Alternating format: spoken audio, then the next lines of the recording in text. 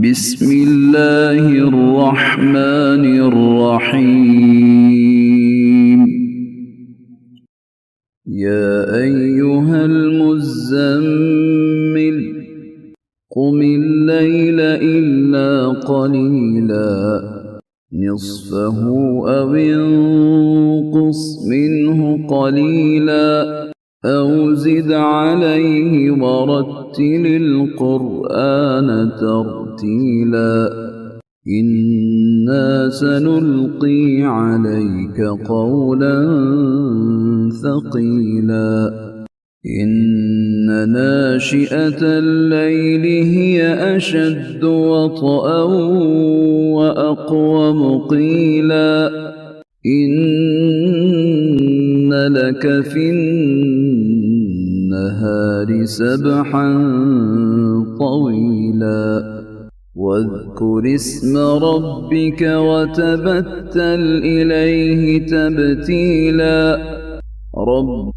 المشرق والمغرب لا إله إلا هو فاتخذه وكيلا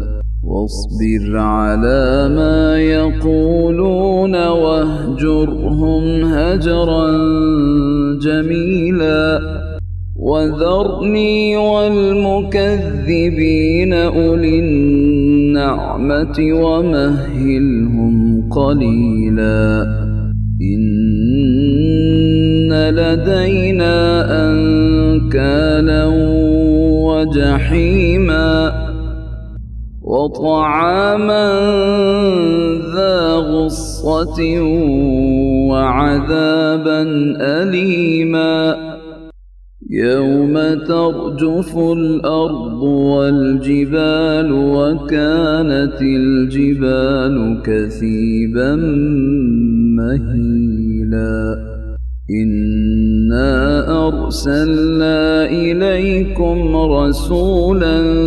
شاهدا عليكم كما أرسلنا إلى فرعون رسولا فعصى فرعون الرسول فأخذناه أخذا وبيلا فكيف تتقون إن كفرتم يوما يجعل الولدان شيبا السماء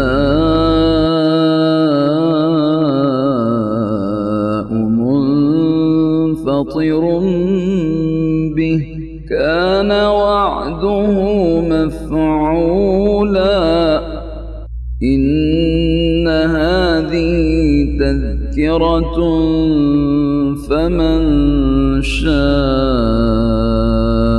اتخذ إلى ربه سبيلا إن ربك يعلم أنك تقوم أدنى من ثلثي الليل ونصفه وثلثه وطائفة من الذين معك والله يقدر الليل والنهار علم أن لن تحصوه فتاب عليكم فاقرؤوا ما تيسر من القرآن علم أن سيكون منكم مرضى وآخرون يضربون في الأرض يبتغون من فضل الله وآخرون يقاتلون في سبيل الله فاقرؤوا ما تيسر منه وأقيموا الصلاة وآتوا الزكاة وأقرضوا الله قرضا حسنا وما تقدموا لأنفسكم من خير تجدوه عند الله هو خيرا وأعظم أجرا واستغفروا الله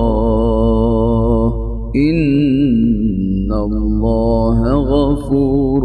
رحيم